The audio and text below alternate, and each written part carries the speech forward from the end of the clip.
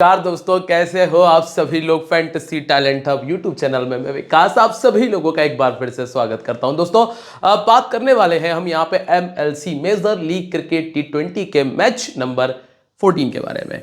अब मैच में क्या कुछ करना है, क्योंकि ये 2-3 टीमें बार बार आती हैं तो आपको सभी प्लेयर्स के बारे में ऑलमोस्ट जानकारी हो चुकी होगी, लेकिन अगर हम देखें कि भैया किस पर फिर भी रिस्क लिया जाए तो वो भी यहां पर क्लियर कर लेंगे। तो बहुत कम शब्दों में आपको एक पूरा डिटेल दे दूंगा जिससे कि आप एक अच्छी टीम तैयार कर पाओगे। ठीक है, मतलब मेन चीज तो ये है आपको ये बताना कि किसको कब टीम में शामिल करना है, ठीक है, और किसको छोड़ने का रिस्क लिया जा सकता है, ये बस यही है। बाकी तो आपको जो परफॉर्मेंस कर रहे हैं वही खिलाड़ी परफॉर्मेंस करते हुए नजर आएंगे। सबसे पहले भाई मैच किस किस के बीच में है, यहाँ पे न्यूयॉर्क के बीच में खेला जाएगा, SF के साथ में मैच है। और इस मैदान के जिस मैदान पर यह मैच होने वाला है उस मैदान का जो नाम है वो है Grand Prairie stadium Dallas. Batting friendly wicket हम लगातार देखते आ रहे हैं, मतलब लगभग 180 190 बहुत आराम से बन जाता है। ये चीज तो आपको स्टार्टिंग से समझ में आ रही होगी। और वैसे भी इतने हार्ड हिटर बल्लेबाज सभी टीम्स के अंदर मौजूद हैं, तो 180 अगर नहीं बनाना तो ये तौहीन होगी, क्रिकेट की तौहीन हो जाएगी और उन खिलाड़ियों की तौहीन हो जाएगी जो जबरदस्त प्लेयर्स वहां खेल रहे हैं। ठीक है, तो ये 200 प्लस 180 प्लस तो लगभग लगभग आपको देखने मिलेगा, ये तो बिल्कुल तय मान लीजिएगा। ठीक है, अब किस तरह से पूरा पैटर्न काम कर रहा है ग्राउंड का वो हम समझ लेंगे, लेकिन मेरे भाई बंधुओं, अगर आप लोग टेलीग्राम पे नहीं हो तो ये जो टेलीग्राम का लिंक है इस पर क्लिक करके आप लोग हमारे साथ में जुड़ जाइएगा। टेलीग्राम पर जुड़ने का जो रीज़न रहे वो बस इतना है कि भैया टॉस के बाद जो अपडेट्स आएंगे वो आपको मिल जाए सुबह 5 बजे, और कुछ ऐसे मैचेस जिनके हम वीडियो नहीं बना रहे हैं ना, उनके भी अपडेट आपको मिल जाए, इसीलिए टेलीग्राम ज्वाइन कर लेना। अब टोटल जो है वो 32 मैचेस हो चुके हैं, जिनमें से 16-16 बार का रेशो चल रहा है, 170 एवरेज स्कोर है। पिछले कुछ मैचेस की बात करेंगे तो 220, 177, 198, 188 स्कोर तो आपको ऐसा ही देखने मिलेगा, ये आपको समझ में आ रहा होगा। स्कोर करने वाले प्लेयर, मैंने आपको एक बात हमेशा बताई है, अगर आप रेगुलर फॉलो कर रहे हो तो समझ में आ गया होगा, आधे से ज़्यादा लोगों के दिमाग में तो बात चल भी चुकी होगी कि जब जब बड़ा स्कोर बनता है तब तब एक खिलाड़ी ऐसा निकल कर आता है जो कैप्टन का काम या वाइस कैप्टन का काम करके जाता है। और चूंकि ग्राउंड ऐसा ही है तो आपको हर एक मैच में ऐसा प्लेयर मिलेगा। अब आपको सिर्फ ये तलाश करना है कि किसका रिकॉर्ड बेहतर है रीसेंट, किसकी कमजोरियां नहीं है सामने वाली टीम में, उसको वाइस कैप्टन बना सकते हैं। अब यहां पर क्या चीज है, डुप्लेसिस ने 69 किया, ओपन करने आए थे। एरन हार्डी नंबर 3 पर एरन जॉन्स नंबर 3 पर बैटिंग कर रहे थे, 44 का स्कोर था। क्विंटन डिकॉक ने 55 बना दिया, ओपन कर रहे थे। डुप्लेसिस ने 100 बना दिया, ओपन कर रहे थे। ये बात ना आपको समझनी होगी कि जब जब बैटिंग विकेट आएगा, जो ग्राउंड है, जो पिच है, वो बल्लेबाजों के हिसाब की आएगी, तब तब आपको ऐसा देखने मिलेगा कि ऊपर के 2 या 3 प्लेयर में से ही आपको एक अच्छा स्कोर मिल जाए। अब आपको 6 बल्लेबाजों में से नहीं ढूंढना है कैप्टन वाइस कैप्टन, आपको ऊपर के 3 बल्लेबाजों में से ढूंढना है एक अच्छा प्लेयर जो वाइस कैप्टन का काम कर सके, सिर्फ ऊपर के 3 बल्लेबाजों में। ठीक है, सेकंड इनिंग में आओगे तो बहुत हद तक बिल्कुल सिमिलर सिचुएशन है। मिचेल ऑन 89, उन्मुक्त चंद जैसा प्लेयर, हालांकि उन्मुक्त चंद का बहुत नाम चला था जब जब ये नए नए आए थे, पर एक मैच जब इनको खिलाया गया था उसमें आउट हो गए थे। और मतलब जब इनको इंडिया में खेलने का मौका नहीं मिला था ना, मैं आपको बता दूं कि विराट कोहली के बाद उन्मुक्त चंद का नाम बड़ा चला था। बहुत पुरानी बात बता रहा हूं मैं।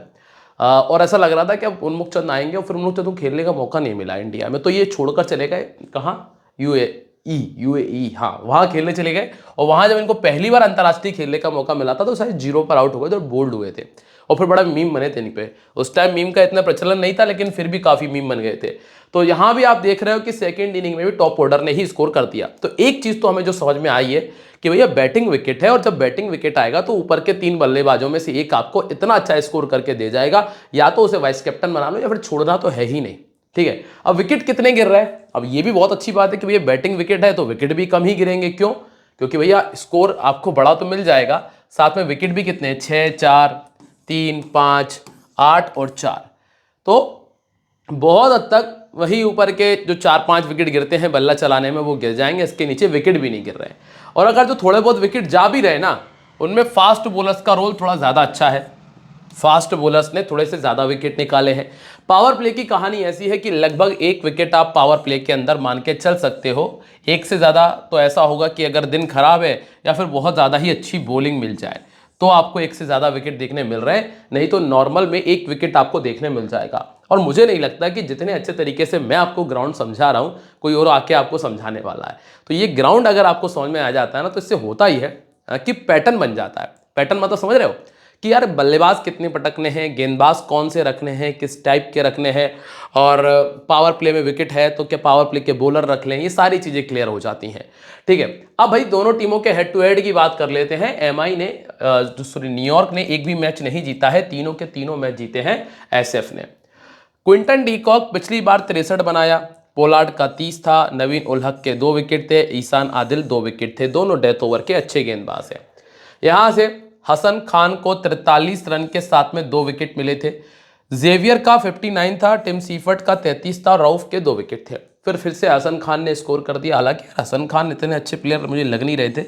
59 कोरी एंडरसन का था, 3 विकेट मैथ्यू शॉर्ट के थे, ब्रॉडी कॉच के 2 विकेट थे। तो दूसरी तरफ ट्रेंट बोल्ट के 2 और बाकी 2 प्लेयर अभी इस वर्तमान टीम में नहीं खेल रहे हैं। ठीक है, अब हम सीधा आ जाते हैं यहाँ पे न्यूयॉर्क पे। मोनांग पटेल, क्विंटन डीकॉक, पूरन, ब्रेसवेल, कायरन पोलार्ड। अगर कायदे की बात की जाए ना, तो यहां तक बैटिंग आ रही है बल्लेबाजों की पूरी, और बाकी ये नीचे के 1-2 प्लेयर को ऐसा होता है कि लास्ट के 5-10 गेंदें खेलने का मौका मिलता है। तो कायदे की बात में ये जो 5 प्लेयर है इनको भरपूर बैटिंग करने का मौका मिल रहा है। अब इन्हीं 5 प्लेयर में से आपको प्लेयर्स पर अपना ज्यादा फोकस करके चलना है। हालांकि रिकॉर्ड तो हम सभी के देखेंगे। और इसके बाद अगर गेंदबाजों की बात की जाए तो जो डेथ ओवर में गेंदबाजी कर रहे हैं ना, उन पे हम ज़्यादा फोकस करते हैं। जैसे कि आपको एक तो ब्रेसवेल मिल जाते हैं 16वां ओवर लेके, कायरन पोलार्ड डाल रहे हैं 20वां ओवर, लेकिन इनको विकेट नहीं मिल पा रहा। बोल्ट 18वां 17वां ओवर लेकर आए थे, नवीन उलक और उगारकर के पास में 19वां ओवर था। ठीक है, तो ये पावर प्ले में भी आते हैं आपको गेंदबाजी करते हुए, लेकिन मेन तो डेथ ओवर है क्योंकि पावर प्ले में उतने विकेट आए नहीं है। वेन्यू रिकॉर्ड की अगर हम चर्चा करें तो दोस्तों एक चीज जो मैंने आपको अभी बताया कि जब जब बैटिंग विकेट है तो अधिकतर बल्लेबाजों का रिकॉर्ड आपको अच्छा मिल जाएगा। आप यहां से लेकर यहां तक देख लें, ये 3 बल्लेबाजों के जो एवरेज हैं वो इतने कमाल के हैं कि लगभग 40 के एवरेज को मेंटेन कर रहे हैं। ऊपर एक मोनांग पटेल है। अब मोनांग पटेल चूंकि यूएई के प्लेयर हैं, कभी कभार चल जाते हैं, कभी कभार नहीं चलते, पर हाँ पिछले ये जितने मैचेस खेले हैं अभी इनमें जरूर इन्होंने स्कोर किया है। कायरन पोलार्ड क्रिकेट से अलविदा कह चुके हैं, तो थोड़ा बहुत क्रिकेट खेलते हैं, इसीलिए इनके एवरेज पे उतना दिमाग आपको लगाना नहीं है, और नीचे के प्लेयर्स की बैटिंग आ नहीं रही है। रिकॉर्ड आप स्क्रीनशॉट ले लो क्योंकि रिकॉर्ड तो आपके घर काम आता ही है। क्विंटन डिकॉक ने इस मैदान पे 5 बार 50 बनाया है और पिछले मैच में भी अच्छा खेले थे। ठीक है, कायरन पोलार्ड ने 6 विकेट निकाले, इसके अलावा ब्रेसवेल को 1 मिला है। ट्रेंट बोल्ट को अच्छे विकेट मिल चुके हैं इस मैदान के ऊपर, नवीन उल हक के पास में 3 में 2 और उगारकर के पास में 1 विकेट है। अब मोनांग पटेल मैंने क्या कहा, वैसे तो बहुत ऐसा कोई खास प्लेयर रहा नहीं है, यूएई के लिए अच्छा खेलता है, विकेट कीपिंग करता है, और ये अभी हाल फिलहाल की स्थिति में क्या है कि जो ऊपर के 5 प्लेयर की बैटिंग आ रही है उस बेसिस पे आप ट्राई करके चल सकते हो। रोटेशन की अगर बात करें, अगर इनको नहीं रख रहे हो तो फिर आप पोलार्ड पर आ सकते हो, बस इतना ही आप करोगे, क्योंकि बीच के जो 3 प्लेयर है उनको आप नहीं छोड़ पाओगे। इनके रिकॉर्ड में आप देखोगे 3-50, 23 का एवरेज, और 4 बार इनको ऑर्थोडॉक्स ने आउट किया। हसन खान है और करीमा गोरे हैं जो किस तरह की गेंदबाजी करते हैं। क्विंटन डीकॉक ने पिछले मैच में 50 बनाया, क्योंकि इस मैदान पर इनका रिकॉर्ड ऑलरेडी बहुत अच्छा है। टोटल ये पिछले 1 साल में 4-50 कर चुके हैं। राइट आर्म मीडियम और ऑर्थोडॉक्स ने इनको दिक्कत दी है। हसन खान है, ब्रॉडी है, इसके अलावा जेवियर यहाँ पर गेंदबाजी करेंगे। ये दोनों तो खैर पावर प्ले में भी आएंगे और 2-2 बार 50 से ऊपर का स्कोर किया है। ज़्यादातर इनके सेकंड बैटिंग करते हुए बहुत अच्छे रिकॉर्ड आपको देखने मिलते हैं। फिर आते हैं निकोलस पूरन, पिछले मैच में फाइनली डबल डिजिट क्रॉस किया, 33 का स्कोर किया, 81% का सिलेक्शन है, 8 बार 50 कर चुके हैं, दोनों इनिंग्स में 4-4 50 हैं। और लेफ्ट आर्म फास्ट बॉलिंग इनको दिक्कत देती है, जो कि इस टीम के पास में नहीं है।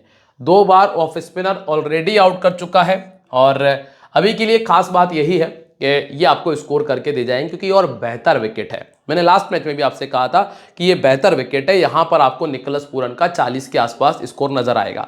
आप चाहो तो पुराना वीडियो उठाकर देख सकते हो, क्योंकि मैं कोई भी अगर बात कर रहा हूं ना दोस्तों, तो बहुत हद तक डिपेंड करती है पिच के ऊपर, सामने वाली टीम के गेंदबाजी डिपार्टमेंट के ऊपर। अभी अगर आप सामने वाली टीम का गेंदबाजी डिपार्टमेंट देखोगे ना, जेवियर अच्छा गेंदबाज है, ब्रॉडी अच्छा गेंदबाज है, बाकी एक थोड़ा बहुत अगर हम बात करें तो हारिस रऊफ भी ठीक ठाक है। हारिस रऊफ है को बहुत अच्छा, पर फास्ट बॉलिंग करता है, पर पिट जो आता है थोड़ा सा, विकेट मिलते हैं उसे। तो मेन में 2 गेंदबाजों को ऐसे काउंट कर रहा हूं जो इकोनॉमिकल रह सकते हैं, परेशान कर सकते हैं। ठीक है, इसके बाद है ब्रेसवेल।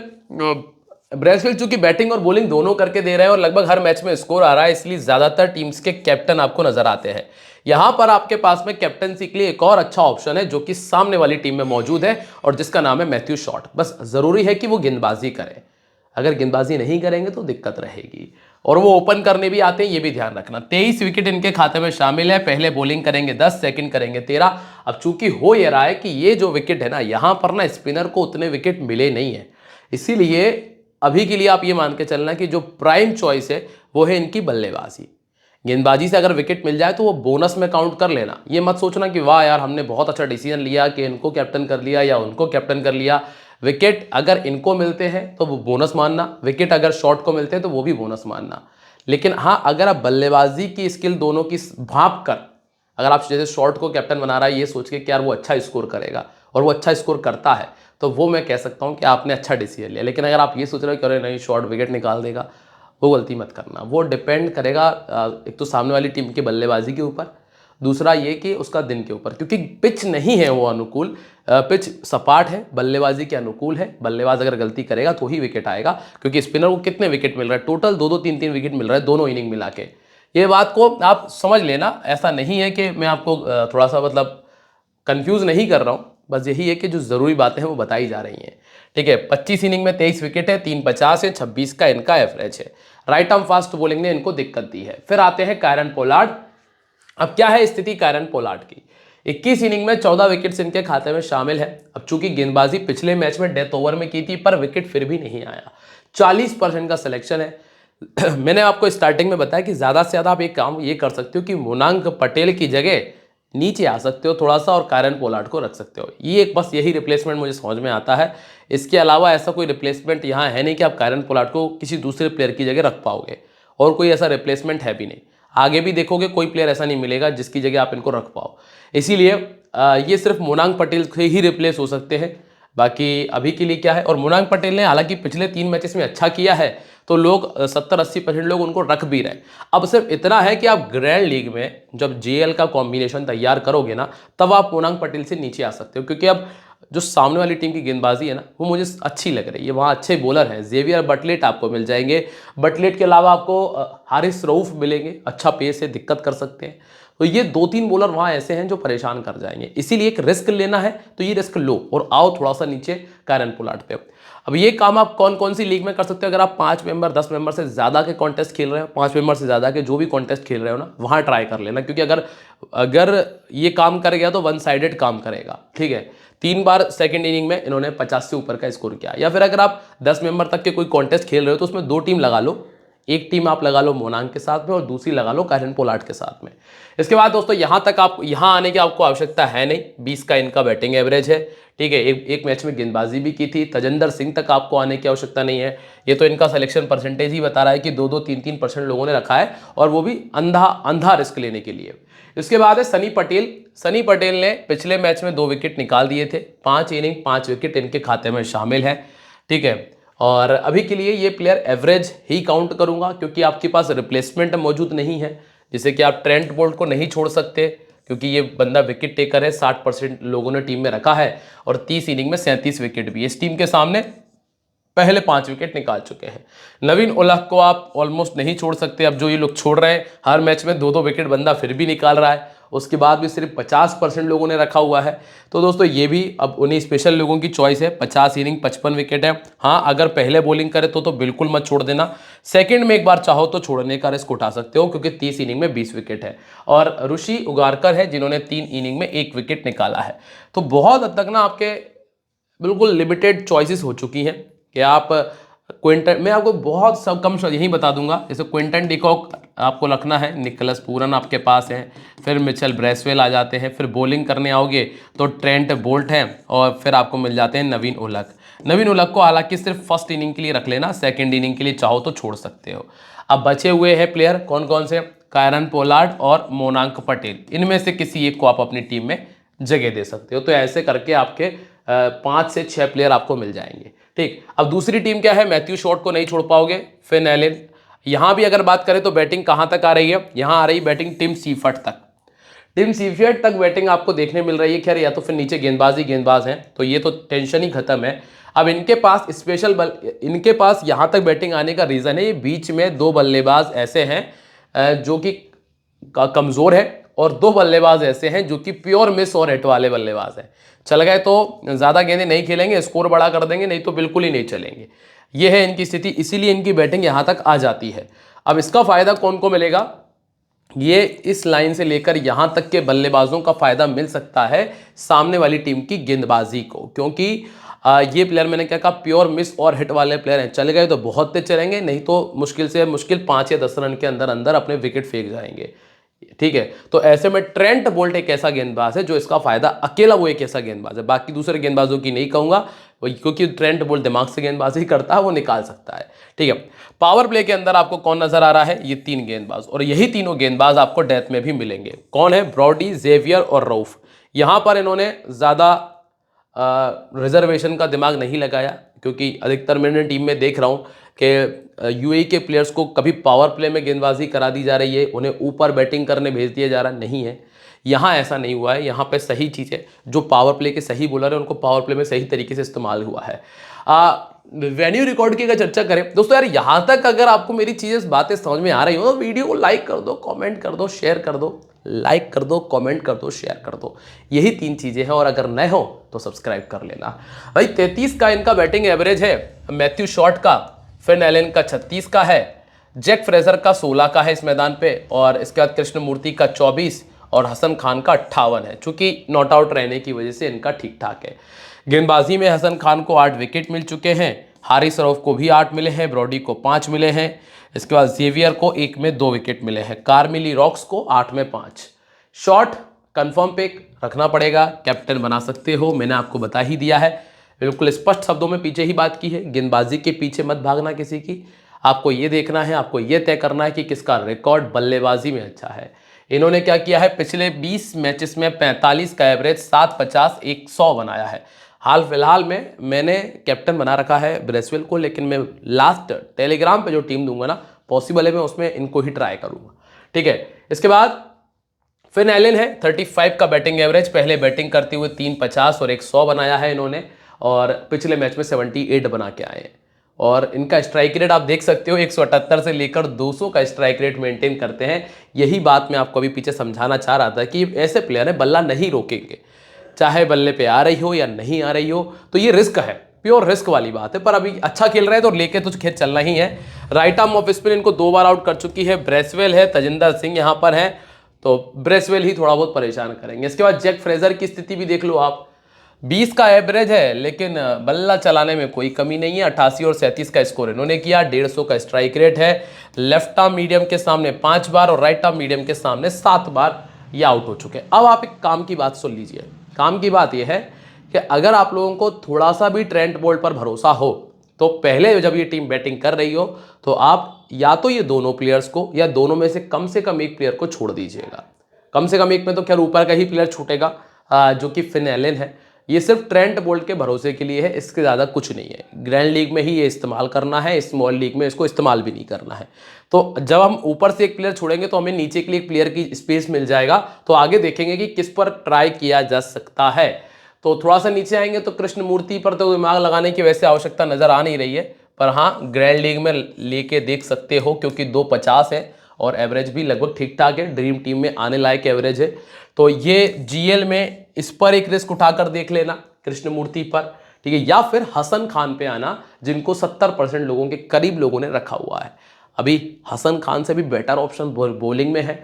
अभी इन्होंने क्या किया है, गेंदबाजी की है, 40 रन 2 विकेट तक निकाले हैं, तो ये आपको फायदा मिल जाएगा। जो 20-25% लोग एक्स्ट्रा ले रहे हैं ना फिन एलन को ऊपर, उनसे फायदा मिल सकता है। पर यह विशेष ध्यान रखना कि जब ये टीम पहले बैटिंग करे, स्पेशली तब ये रिस्क लिया जाना है, क्योंकि पहले बैटिंग में इनको चांस अच्छा मिल जाएगा। पता चला कि अगर पहले वो टीम बैटिंग कर रही है, उन्होंने बनाए 160 रन और अगर ऊपर का एक विकेट जल्दी भी चला गया तो फिर इन तक बैटिंग ही नहीं आ पा रही। हालांकि अब रिस्क है, चाहे आप जहां ले लो, लेकिन ये ट्राई जरूर कर लेना, ठीक है, जिसमें फिन एलन को आपको कुछ ज़्यादा टीमों में छोड़ना। जैसे मान लीजिए कि आप 2 टीम में छोड़ना चाहते थे, 3 में 4 में छोड़ के देख लेना, ठीक है। लेग स्पिन के सामने ये 5 बार आउट हो चुके हैं। इसके बाद है टिम सीवर्ट, 20 का बैटिंग एवरेज है, 47 का हाईएस्ट है, अभी ऐसा कुछ खास रहा नहीं है। 3 बार ये ऑर्थोडॉक्स से, राइट आर्म मीडियम से ये 7 बार आउट हो चुके हैं।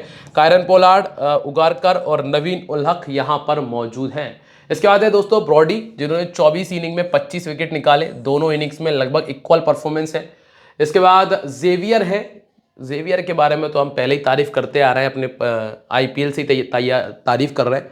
अच्छा बॉलर है, इसको रख सकते हो, ठीक है। पहले बॉलिंग करते हुए 15 विकेट है, सेकंड बॉलिंग करते हुए 26, और फिर आते हैं रऊफ को विकेट मिलता है, मैंने कई बार देखा है, चाहे वो रन कितना भी खाएं। आप इनका इकोनॉमी डॉट परसेंट देखो, आप सिर्फ 40% बॉल डॉट करते हैं, बाकी 60% रन खाते हैं, पर उसके बावजूद भी इनको विकेट आता है। 29 इनिंग में 34 विकेट है, तो इनको मत छोड़ना, रख लेना, ठीक है। अंतिम जो 2 नाम है, जिसमें एक तो कैरेमिल ली रॉक्स है, 14 इनिंग में 11 विकेट है इनके पास में, लेफ्ट आर्म बॉलर है, और करीम गोरे हैं जिन्होंने 2 विकेट निकाले हैं। यहाँ पर ये स्मॉल लीग में तो खैर आपके उतने काम आ नहीं पाएंगे, जीएल में ही चाहो तो रिस्क उठा सकते हो। अब सीधा कैप्टन वाइस कैप्टन की बात करें तो ज़्यादा चॉइस नहीं है, मैंने पहले ही कहा था कि ज़्यादा चॉइस नहीं है। ब्रेसवेल, शॉट और पूरन, बस ये 3 ऐसी चॉइसेस हैं जो सबसे बेस्ट है। ज़्यादा से ज़्यादा आप चाहो तो एक फिन एलन की तरह भाग सकते हो, पर वो भरोसेमंद नहीं है, इसलिए हमने नहीं लिखा। और एक क्विंटन डिकॉक, हालांकि भरोसेमंद तो ये भी नहीं है, ठीक है। और गेंदबाजी में हारिस रऊफ है, क्योंकि वो विकेट 3-4 तक चले जाते हैं। अब क्या है, इन टीम कॉम्बिनेशन की स्थिति ज़रा देख लेते हैं, लेकिन उम्मीद कर रहा हूँ कि आप लोग सपोर्ट कर रहे होगे मुझे, तो लाइक, शेयर, सब्सक्राइब और कमेंट ये काम कर दीजिएगा, और टेलीग्राम ज्वाइन कर लेना। क्विंटन है, निकोलस है, Finn Allen, Monank Patel, Fraser McGurk, Bracewell, Short, Naveen, Xavier, Rauf और बोल्ट। क्या चेंज कर सकते हो, मैं ऑलरेडी क्लियर कर चुका हूं। टीम में 2 प्लेयर और ऐसे हैं जिनको बढ़ा सकते हो अगर चाहो तो, एक हसन खान और एक कायरन पोलार्ड। ये 2 नाम ऐसे हैं जिनको आप टीम में ऐड कर सकते हो। अब किसकी जगह कर सकते हैं, ये 2 प्लेयर के स्थान पे, ये 2 प्लेयर हैं जिनसे आप इन 2 प्लेयर को रिप्लेस कर सकते हो। बाकी तो प्लेयर ऐसे हैं जो बहुत हद तक टीम में रहना ज़रूरी है, और कैप्टन वाइस कैप्टन को आप स्विच कर सकते हो, ठीक है। इसके अलावा मुझे और लगता नहीं कि कोई चेंजेस होने चाहिए। उम्मीद करता हूं कि आपको समझ में आ गया होगा जो जो बातें हमने आपको बताई हैं। आने वाली वीडियोस में आप लोगों से हम फिर मिलेंगे, तब तक के लिए बाय। और ध्यान रखें, this game may be habit forming और financially risky, so please play responsibly. मिलते रहेंगे आप लोगों से अगली वीडियो, तब तक के लिए बाय। जय हिंद, जय महाकाल।